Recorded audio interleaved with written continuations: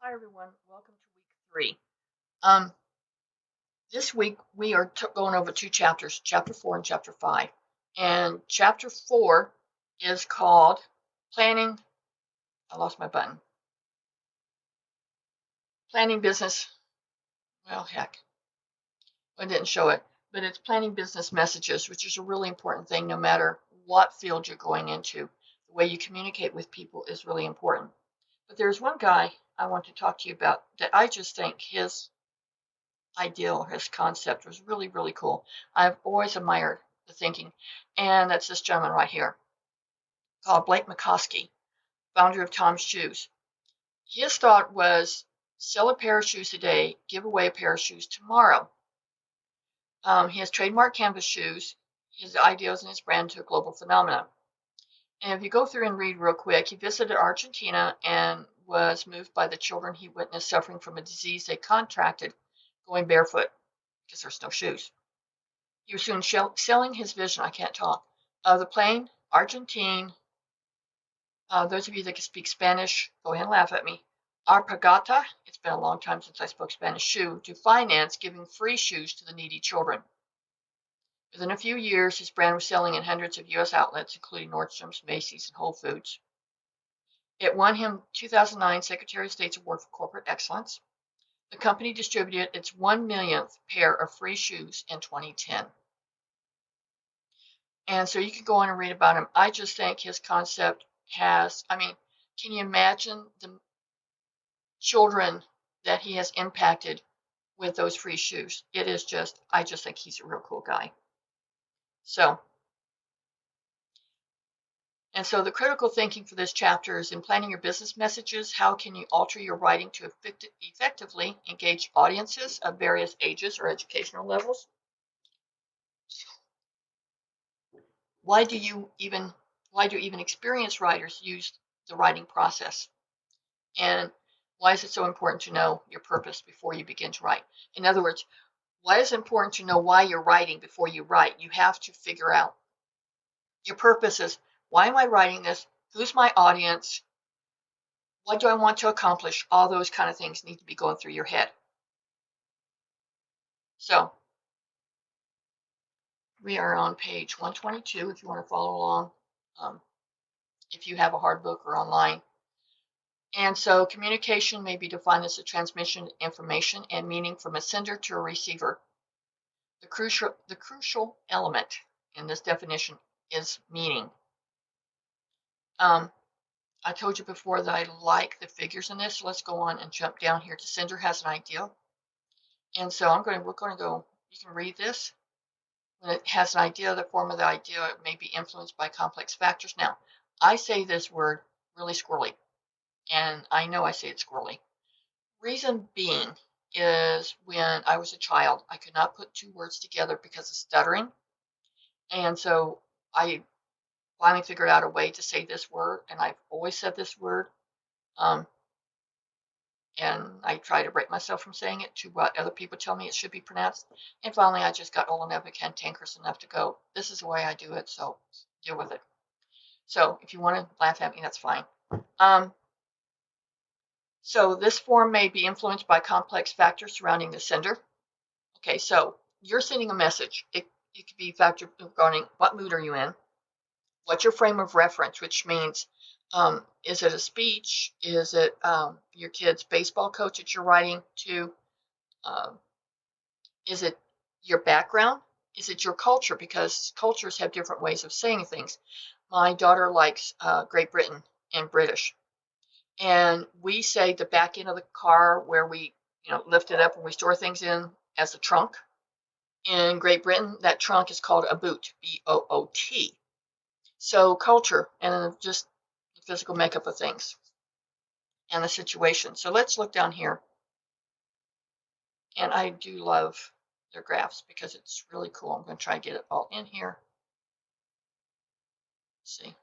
This is called the communication process, and I'm going to have to copy. No, I can get it. Got it. All right. So the sender, you have a thought. You need to clarify it. You need to decide on why you're sending it. You analyze the thought and how it can best be presented. and you anticipate the effect on the receiver. This is, you do it for your kids, you do it for friends, you do it for your significant others. You have a thought that you want the kids to clean up their room. The purpose is clean the room, okay? So then the next thought is, how can I best present it to where I get the least amount of static, okay? And so you automatically start thinking, if I do it this way, am I going to get tears and anger and everything else? Or if I do it this way, am I going to be happy? Are they going to be at least okay with doing it? That type of thing. I had a friend of mine tell me one time that he would tell his kids to go clean up their rooms, and they come back 10 minutes later. We're done, Dad. You know, no static, but we're done. Okay. And so he would tell them to go back and clean their room based on his eyes, not theirs. He said an hour later, they came back. So that's the way that process worked. So sender encodes the message, which means you consider the receiver's background, their communication skills, their experience, their culture, and the context you're sending it. So if we're continuing the kid thing, the background is that typically maybe they don't like to clean their room. Communication skills may be limited, so you have to talk parent/kid talk. Experience, past experience, have you made it fun for them? Has it been, you want to pull your hair out? Culture probably doesn't have anything to do with it, but how you're delivering it will. Choose concrete words and appropriate symbols, and encourage feedback. You should consider the importance of the message. Feedback is required. Choose a channel that the receiver prefers. In this current day and age, is it electronic? Is it handwritten? If we're doing an adult, we're going to drop the kid thing. If it's an adult, is it electronic? Is it handwritten? Is it voice? Think of ways to reduce channel noise and distractions. That's the dog barking, like I'm going to try and reduce for me, but I have 3 rather loudmouth dogs. Be aware of competing messages. Like the competing messages may be if you're talking to somebody and you're trying to send this message, but part of your brain is thinking about all the things you have to do when you get home. The other part of your brain is thinking about the bills you have yet to pay. The other part of the brain is those assignments you haven't done yet or that you need to do. It's competing to the way you're sending it. Now, the receiver, you need to avoid prejudging the message. Okay, here we go again. That's prejudging. Strive to understand both verbal and nonverbal cues. Nonverbal cues can be personal behavior of the person you're talking to. Ignore distractions. Create a receptive environment and expect to learn. An example of a non-receptive environment is crossing your arms. It's like, go away. The receiver should craft clear and complete response that reveals comprehension of the message, and begin the cycle again when the receiver becomes a sender with the same concerns.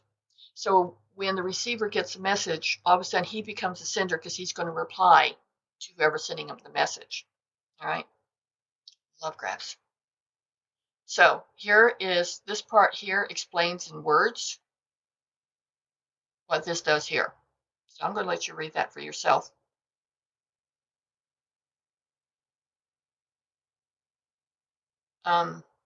False advertising, we're going to be getting into some of that for an assignment, so you might want to read through this.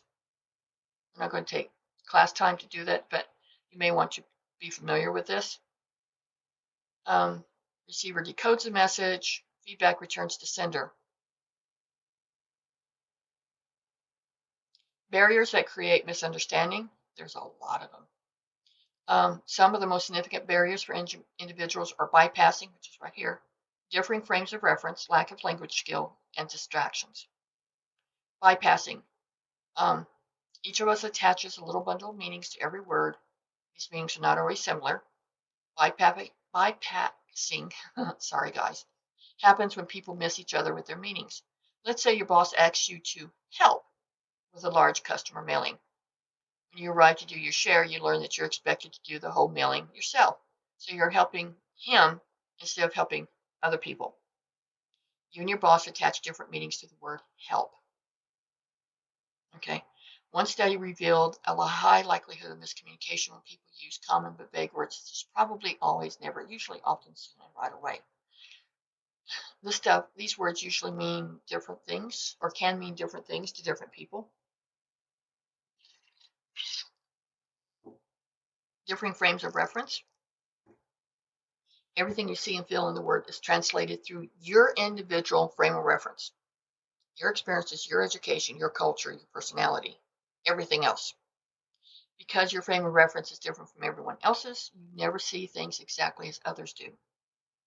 American managers eager to reach an agreement with a Chinese parts supplier, for example, were disappointed with the slow negotiation process. Chinese managers, on the other hand, were pleased that so much time had been taken to build personal relationships with the American managers. The culture, okay, and the frame of reference was in big time play here.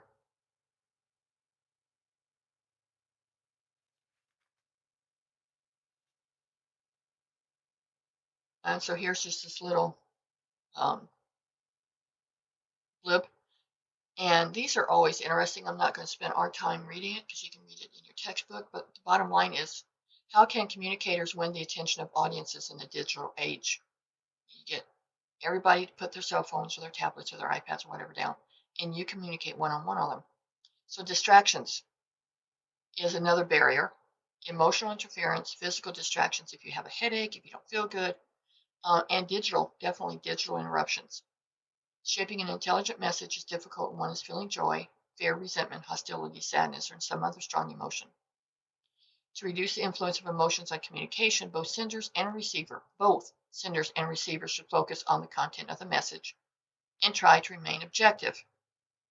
There are physical distractions such as faulty acoustics, noisy surroundings, or poor mobile connection can disrupt oral communication. Sloppy appearance, poor printing, careless formatting, and typographical or spelling errors can disrupt written messages. Okay. Knowledge workers are increasingly distracted by multitasking, information overload, conflicting demands, and being constantly available digitally. So there's a lot that we have to handle. Sometimes the distractions can be the way a person's dressed and see sloppy appearance. Sometimes it can just be you where your mind is. Overcoming communication obstacles.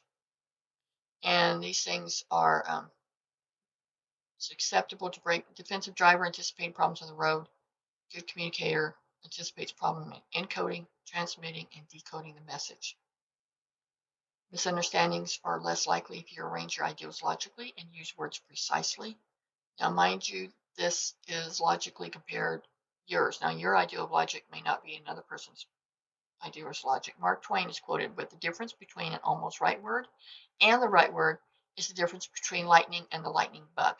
I always thought that was kind of cool. And here's a good example about decoding and transmitting being a defensive driver.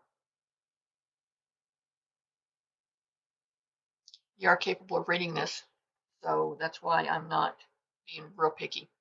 Here's a 3x3 writing process. I think this is one of the best ways to write. Okay, and you'll be referencing this if you go on for your bachelor's degree or if you just go on and write at work for whatever the reason. This is the way to do it. So let's jump down here, and it says many of your messages will be digital.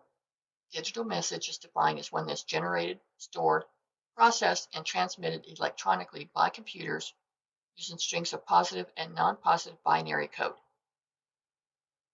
In other words, electronically by computers. Anything that you usually send will have positive and non-positive binary code.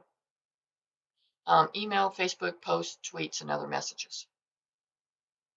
And they're going to concentrate on the job. So defining your business writing goals.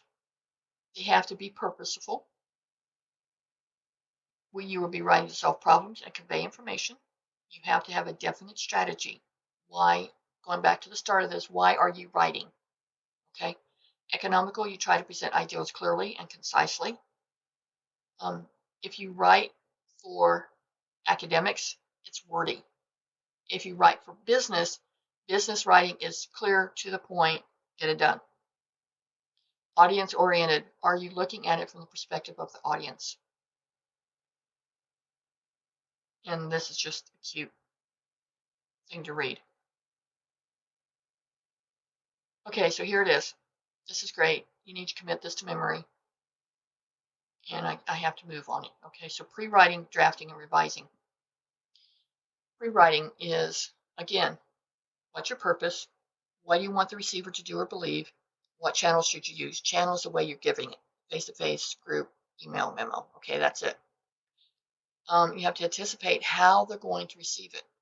Right? Are you talking to kids? Are you talking to young adults? Are you talking to your bosses? Are you talking to colleagues?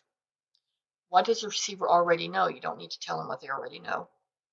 Will the receiver's response be neutral, positive, or negative? And how is this going to affect your organizational strategy? What techniques can you use to adapt your message to its audience? And how can you promote feedback? Strive to use positive, conversational, and courteous language.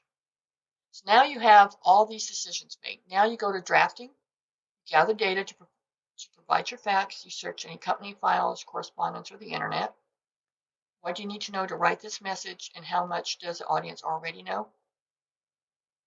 Organize direct messages with a big idea first, followed by an explanation of the body and an action request. For persuasive or negative messages, use indirect problem-solving strategy. We will be talking about this in depth all quarter. Prepare a first draft, usually quickly. Focus on short, clear sentences using the active voice. Build paragraph coherence by repeating key ideas using pronouns and incorporating appropriate transitional phrases. Just a heads up, when you're doing some of the writing for this course, some of the assignments, if you apply this 3x3 writing process, it will help you analyze and look at what the text is and what you're trying to say, and help you get to the point that you need to be. So you thought about it, you've written your rough draft, and you kind of think it's final maybe, so now you have to revise it, edit your message to make sure it's clear and concise, revise to eliminate wordy fillers and long lead-ins, develop parallelism, I'm going to let you look that one up, consider using headings and numbers and bulleted lists for quick reading. Have you ever been reading something? Your textbook may be an example of this, any textbook, and about halfway down a long paragraph, you kind of stop and you go, wait a minute, what did I just read? So you go back up and you start again, and you go down, and wait a minute, I'm not getting this, okay? People lose it. That's one of the reasons these things are in bullets, much easier to read. Take the time to read every message, look for errors in spelling and grammar, check to be sure the format is consistent, and at the end of this week, I'm going to give you a link for a free website that will help you with some of this. And then, will this message achieve your... So now here on this part, you're going to go back to the first part. Will this message achieve your purpose? Does the tone sound pleasant and friendly rather than curt? Curt being nasty or irritable. Have you thought enough about the audience to be sure this message is appealing, and did you encourage feedback or their responses? They're using McDonald's as an example. Here's pre-writing. You guys can read it. Basically, it's saying what these things are here. And I love graphs versus paragraphs. This is interesting. All these little things are interesting to help you understand. There's drafting. Now, this is scheduling the writing process. So here's your pre-writing, here's your drafting, here's your revising. You should spend 25% of your time pre-writing or thinking about what you're going to write. Then 25% where you're actually drafting it, making the rough draft, and 50% when you think you have the rough draft, but you revise it. Now, this does not mean final copy. A lot of times you may revise it 2 and 3 times because you make a first cut and you kind of go, no, didn't quite do that right. So you make another cut, okay, that's better. And it may take you 3 or 4 revisions. So that's why this is so big.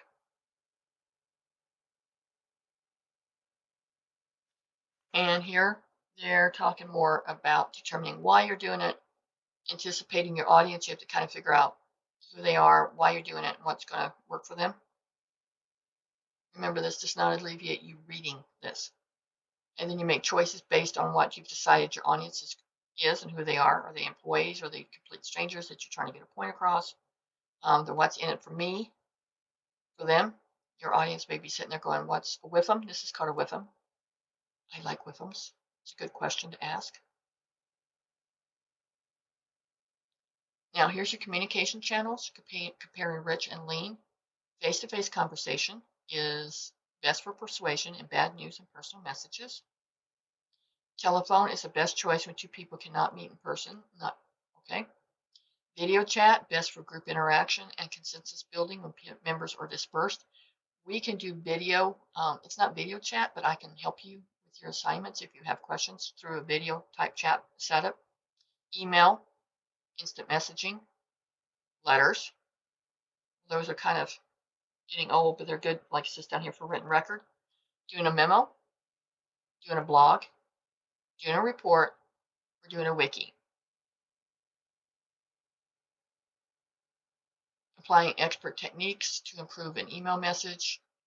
Be careful of this. When you go to do some of your work, okay, for your assignments, go through and look for these things, and then look at these ideals here on the side and here, and this will help you get a better grade. These are terrific, okay? This is little snapshots of what's a sender focus and what's an audience focus. So here's the sender, and then here is, see how long it is? It's 4 lines. If you're, this is sending from your perspective. Audience focus is if you're writing for your audience. Now we're down to 3. Great, this is really good. Developing the you, I, we view, you view. I'm giving you some of these things because if you just don't have time, because we won't talk about how much time I didn't read stuff when I was in college, married, working, 3 kids, that type of thing, and most of you know what I'm talking about. But man, I concentrated on these type of things because this kind of sums up what all the other stuff is. This kind of sums up these type of things, and this, it really helps you understand what they're trying to say, which is why I love them. Still do. Sounding conversational but professional has to be this way. Unprofessional here, conversational, and formal. All right, so this is something that you should pay attention to. Again, here's a little snippets. Being unprofessional versus professional. Overly formal, conversational. I mean, come on. Our employees are herewith instructed to return the appropriately designated contracts to the undersigned. Oh, come on. Basically, what all this gibberish is please return the contracts to me. Okay. I have a tendency to laugh. Pertaining to your order, we must verify the sizes that your organization requires prior to consignment of your order to our shipper. We send your order as soon as we know the sizes. Okay. And it's going on with those. It just really helps you with what you're supposed to be doing. Again, if you need to be real quick, look at the italics. If you can't read this, do like expressions such as, and go with the italics.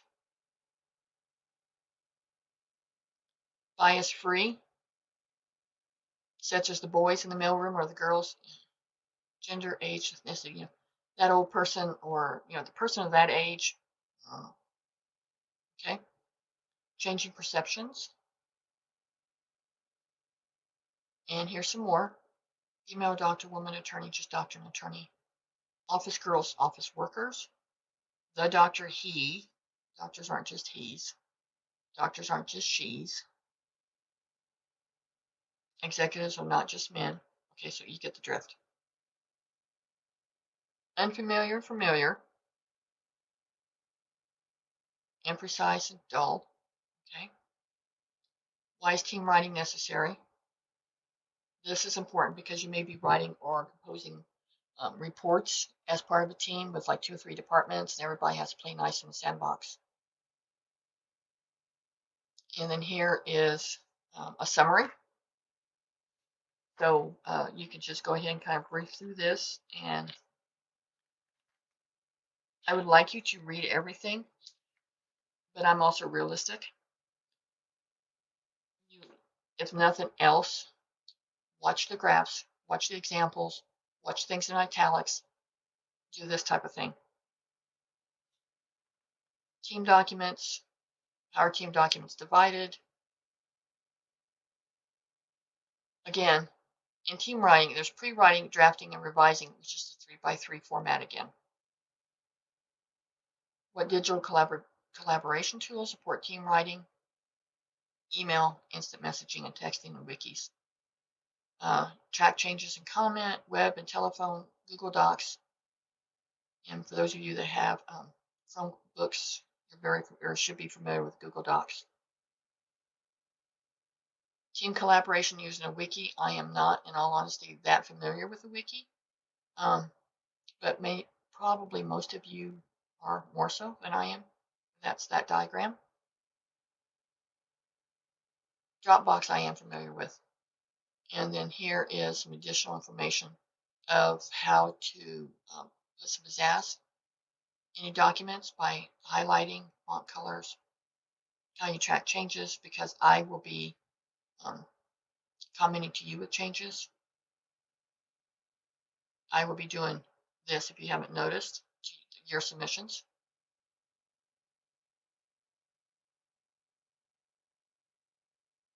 And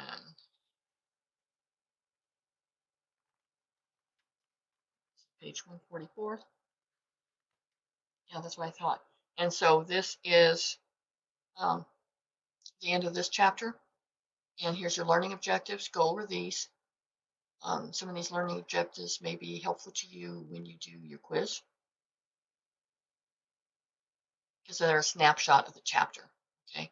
Again, like I told you last time, chapter review, if you just review for the quiz, this is also helpful for the final. If you have a chance to answer these, it will be your study guide for the final. That may help you also because you have, it's the objective, so you go to the objective and find the answer.